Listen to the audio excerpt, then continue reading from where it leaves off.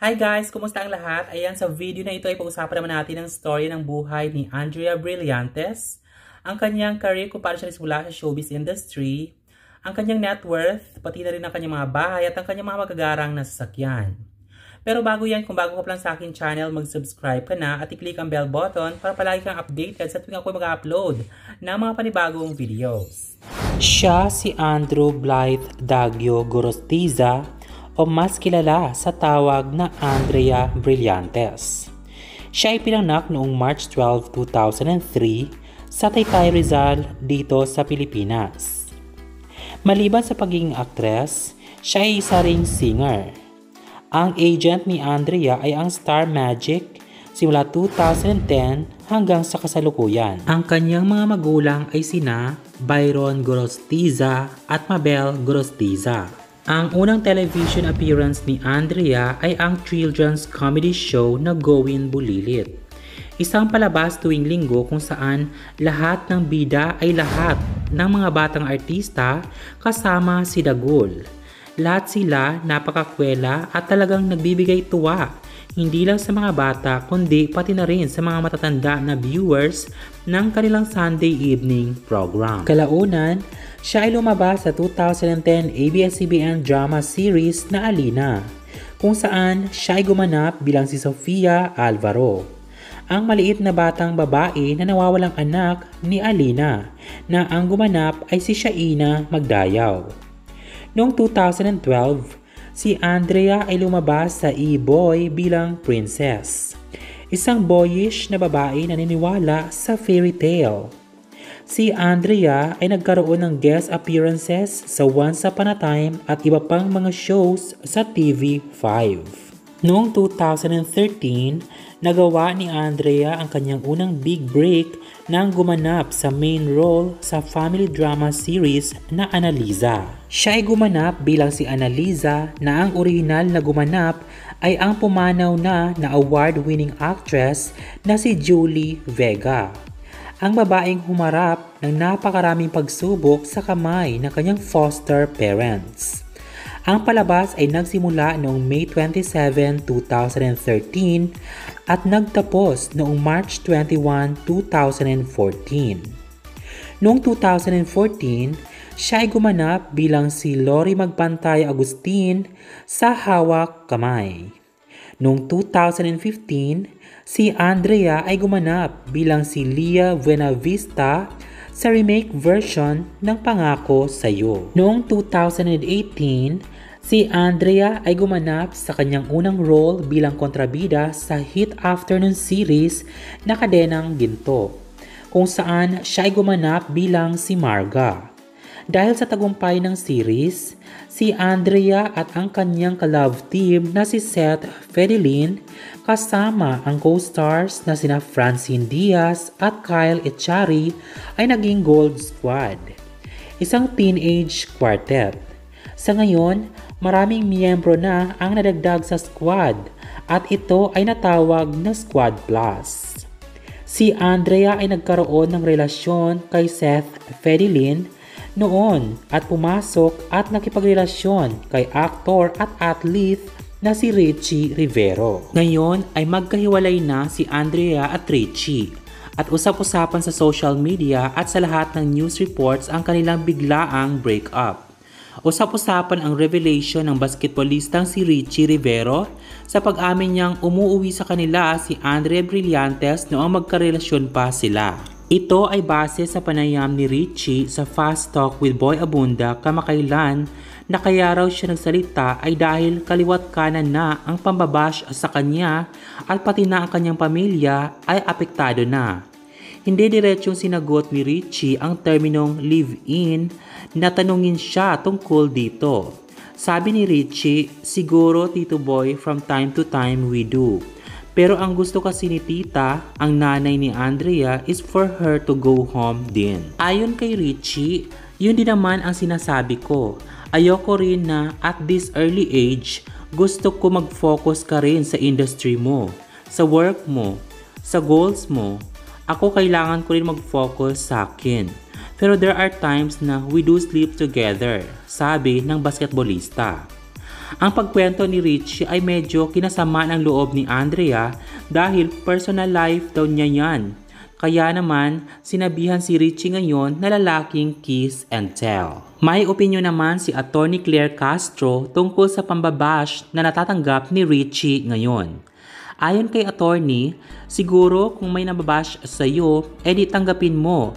Part of life na, uso na bashing ngayon. Sabi niya, kapag may basher ka, sikat ka na. Sabi naman ni Ginoong Rod, sa showbiz kasi, ganon ang mangyayari. Hindi lahat pabor sa'yo dahil pare-pareho kayo na may mga sumusuporta na tinatawag na mga fans. Kaya sa akin lang, ikaw ang lalaki, ikaw na yung magpakatatag.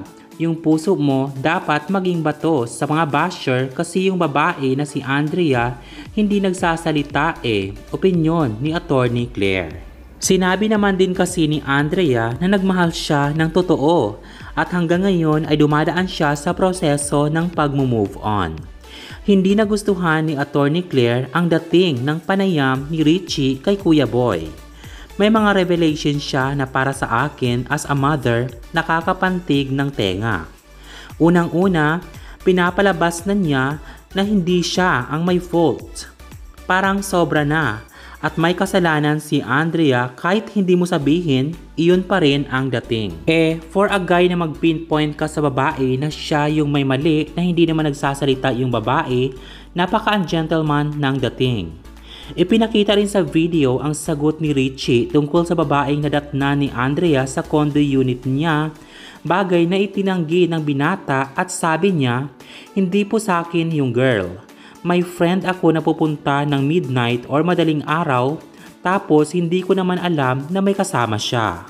Sabi ni Nanay Christy, hindi tama ang ginawa nitong si Richie sa pag-amin on national television na natutulog at tumitira paminsan-minsan si Andrea sa bahay niya. Hindi lang ito nakakaapekto sa dalaga, kundi pati na rin sa mga magulang nila. Sinabi ni Andrea na kadalasan siya ay mabilis makamove on mula sa isang failed relationship. Ayon sa aktres, madalas po kasi nakaka-move on ako ng 3 to 5 business days. Pero itong breakup daw nila ni Richie ay nalungkot siya sa loob ng isang buwan. Ibig sabihin nito ay tunay na mahal ni Andrea si Richie at masakit para sa kanya ang nangyaring breakup nilang dalawa ni Richie. Aniya, sa 1 month na iyon, parang lahat ng stages ng acceptance naranasan ko. Umamin si Andrea kung paano ba siya ma-in love. Ayon kay Andrea, sobra daw siya magmahal dahil binubuhos niya lahat. Sobra din daw siya mamigay ng regalo. Ganyan daw siya magmahal. At sinabi din mismo ni Andrea na malaki ang halaga ng kanyang nireregalo sa boyfriend niya dahil umabot din daw ito ng milyon. Ayon kay Andrea, kahit papano ay wala akong pinagsisihan kasi nagmahal ako. Tinanong ni Vice Ganda si Andrea kung nagsoli ba si Andrea ng mga gifts.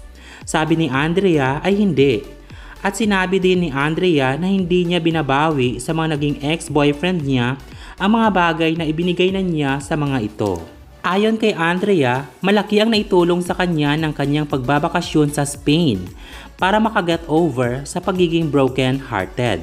Maliban dito, talagang kinareer ng dalaga ang pagkakaroon muli ng self-love para tuluyang makalimutan at makamove on sa naranasang breakup. In love pa ako noon pero parang may iba na Paano ko isisiksik sarili ko roon? Saan na ako noon? Love na love ko pa siya, kinaya kong lunukin yung dapat di ko na lulunukin. Pero ganoon ko siya kamahal. Akala ko siya na, pero kinakailangan kong tanggapin na hindi. Sabi pa ni Andrea. Narito ang ilan sa mga pelikula at palabas ni Andrea Brillantes.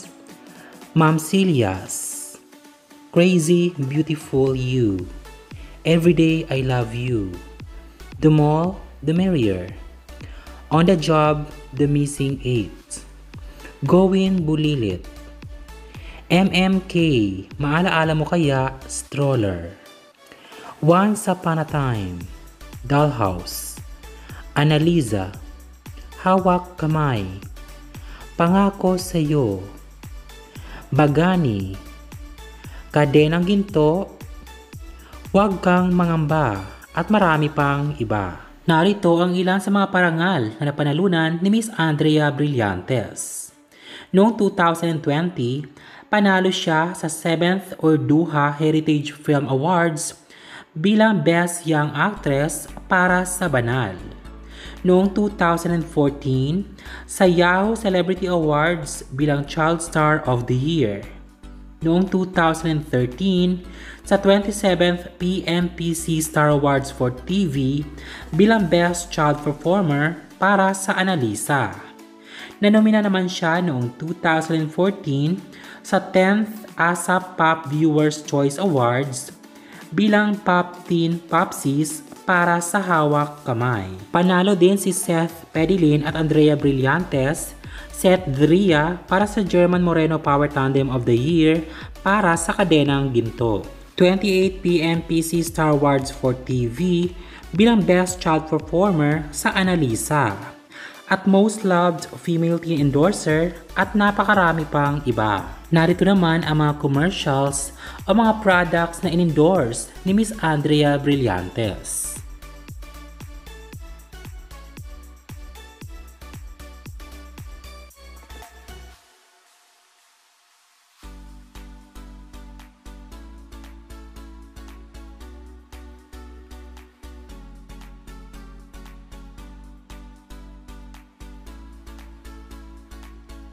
Narito ang mga bansang napasyalan na ni Andrea Brillantes.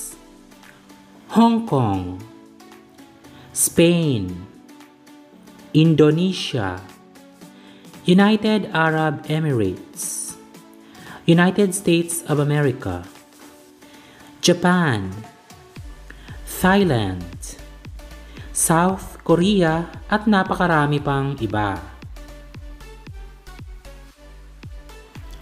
Ayon sa FresherLive.com, CelebrityNetWorth.com, AllFamousBirthday.com at Biographile.com, ang net worth ni Miss Andrea Brillantes ay umabot na sa $4 hanggang $5 million o tumataginting na 280 million pesos.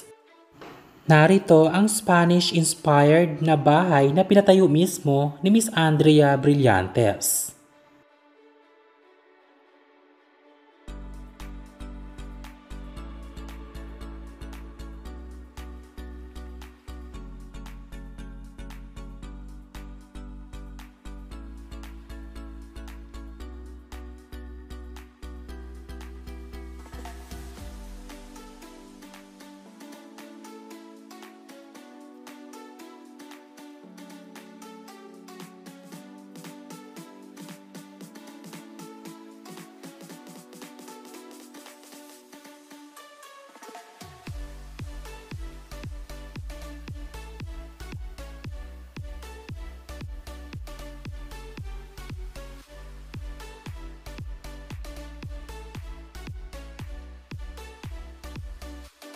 Narito ang ilan sa mga sasakyan na pagmamay-ari mismo ni Miss Andrea Brillantes.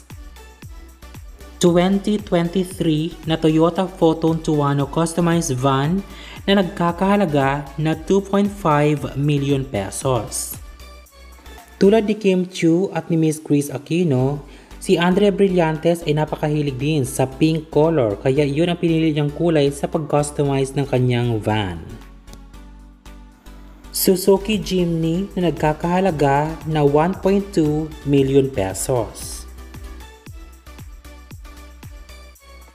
Yellow Ford Mustang na nagkakahalaga na 2.9 million pesos. At may mga iba pang sasakyan. Ayan, sana nagustuhan niyo ang video na ito. Kaya naman kung bago ka pa lang sa akin channel, mag-subscribe ka na. At i-click ang bell button para palagi kang updated sa tuwing ako mag-upload ng mga panibagong videos.